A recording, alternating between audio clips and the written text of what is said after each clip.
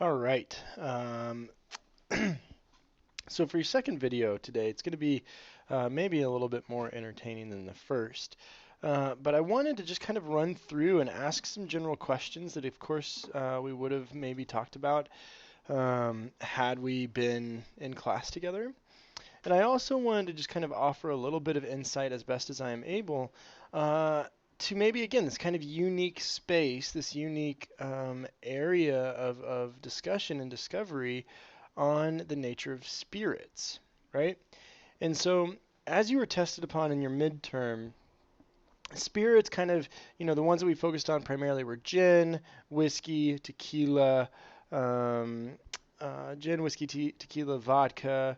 I forget if there was anything else there, um, but I want to just kind of like offer a little bit of just things to consider and maybe some interesting questions worth asking about, the nature of spirits. Like, why would one choose to drink spirits, which we've talked about in class, right? But why would one choose to drink spirits as opposed to beer or wine, right? Or why is it the case that some people really prefer clear spirits, right? When I think about clear spirits, I think about vodka, I think about gin, I think about tequila.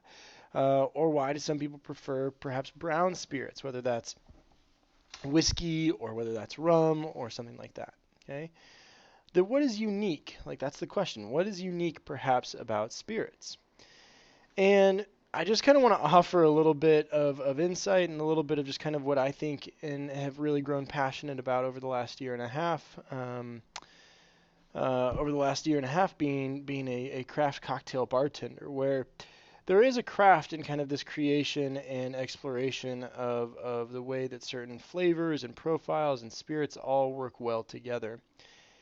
And so what I'm going to do here after I kind of work through a little bit of commentary, and it just so happens, maybe this is lucky, I don't know, but it just so happens that being at home, like I'm in my apartment right now, that I want to kind of just offer a little bit of my own home bar, if it were, and think about like, well, what's unique about these spirits, and maybe how would I consider kind of using them, and why I think that there is kind of, again, a special place perhaps with regards to spirits and liquor as opposed to wine and beer. Okay.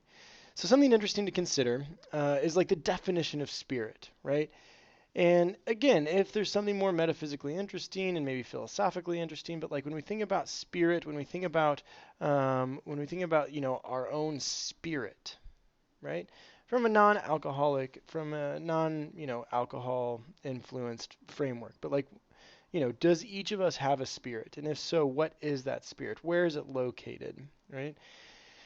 And if anything, what might spirits in the alcohol sense do to encourage an unlocking of that part of the self that is unknown, or that part of the self that is a little bit more metaphysical? And so spirit here is defined as the animating or vital principle held to give life to physical organisms. Okay? So an animating or vital principle held to give life to physical organisms. So thinking about that and thinking about, all right, well, might it be the case that when one has, a little bit of whiskey or maybe some tequila or vodka, right? Is their spirit like more awakened, right, from the inebriating effects of the alcohol? Um, Again, I think that might be a bit of a stretch, but there might be something there. And then you kind of bump down here for an alcoholic solution of volatile substance, right? So again, thinking about the way that we've been using and thinking about alcohol for a while. So what I want to do is just kind of offer a little bit of just kind of recognition and a little bit of my own experience with some spirits for consideration of like what is so important or what is so unique perhaps about spirits, okay? And in particular, kind of connecting that with I take to be the more emerging side of craft cocktails, where with craft cocktails there is that craftspersonship in there, right? The idea that we're not just throwing gin and tonic together with a squeeze of lemon or lime. That's not a bad drink at all, but there might be something a little bit more complex, a little bit more nuanced, right? That you might experience if you have something that is a little bit more, again, cared for, or maybe that one is paying a little bit more attention to. And so a good place to always start kind of like in thinking about craft cocktails when you ever get to the time that you might be interested in those, if you are under the age of 21, or if you are interested in exploring that kind of world, when we're all kind of back out in the world in a couple of months. Um, Craft cocktails can be really fun. They can be a really nice way of trying a lot of different flavors that you never would expect to experience. And I've got a couple of books, and the first one that I ever started with is wildly trendy. And I got this even before I was a bartender, but it's Shake. And essentially, they kind of work through a bunch of different cocktails, all of which, some might be familiar, but then also just like, and then they have really nice pictures. Oh, excuse me.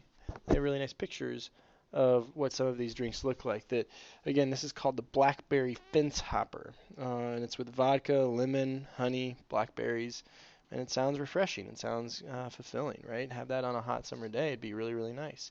And that goes again a step beyond than just maybe your vodka soda, your vodka tonic. Like throw a little bit of blackberry in there, throw a little bit of strawberry in there, and that might again kind of like open it up a little bit. And then there's again kind of all sorts of other perhaps ways of thinking about um, how to engage with spirits in particular here, right? Let's see if there's another one that's kind of interesting here. Uh, uh, so, pardon me. All right, so here again, like thinking about, all right, so what you all might be familiar with regards to like bourbon or whiskey is something along the lines of like a Manhattan or an old fashioned, or maybe you just use whiskey soda or something, or whiskey on the rocks. But this here is a rosemary maple bacon sour. So that's going to be made. Here's a little picture. Okay. And that's going to be made with bourbon, lemon, a little bit of like kind of maple syrup, and just a sprig of rosemary. So again, kind of this like balance between a little bit of fresh and a little bit of like kind of depth with that bourbon whiskey flavor. So once you kind of start cracking once you start kind of cracking the surface of craft cocktails, there's a whole world there of exploration, and especially, the more philosophical kind of creative outlet as opposed to just the consumptive outlet is pretty, I think, engaging. The other book that I've kind of been spending some time in is this book called Imbibe, which is essentially tracing some of the history of the craft cocktail scene in America, because this is all relatively new. Most people have been familiar with some drinks over the years, a Manhattan, an Old Fashioned, a Mint Julep, a Tom Collins. Like a lot of these drinks do have a history here, but the craft cocktail scene, by most measure, is fairly new. Within the last kind of couple of decades, really taking shape and kind of now moving into a even more, I would say, avant-garde kind of space. And so, again, just kind of like reading and like learning about how other people in the past have been creative and um, have expanded from what was always typical and moving into that. So it is really interesting to kind of just have that space to kind of like dive in as it relates to the creative aspect. And I know that there are a couple of videos out there, and I had a guest speaker last year that had a really cool video on the cocktail scene.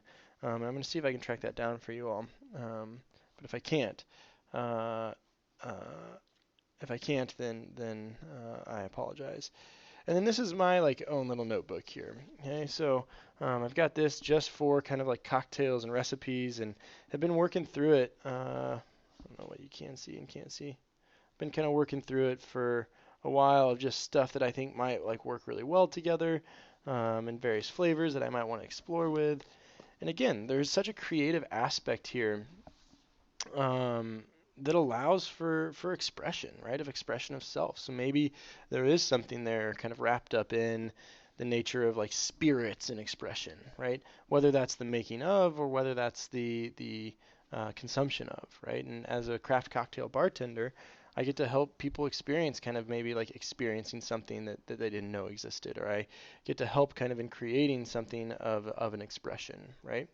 And also just for the sake of kind of the conversation, um, where I'm lucky enough to work making mocktails, right? Making fake cocktails, but still using a lot of similar flavors that might not have otherwise been thought about. So there's, again, a whole gamut that can be run here. So I'm going to pause here because I don't like to kind of spend more than 10 minutes on these videos because I know that our attention spans are really short. So I'm going to kind of pause this one, but then I do have a little bit more information in the next video.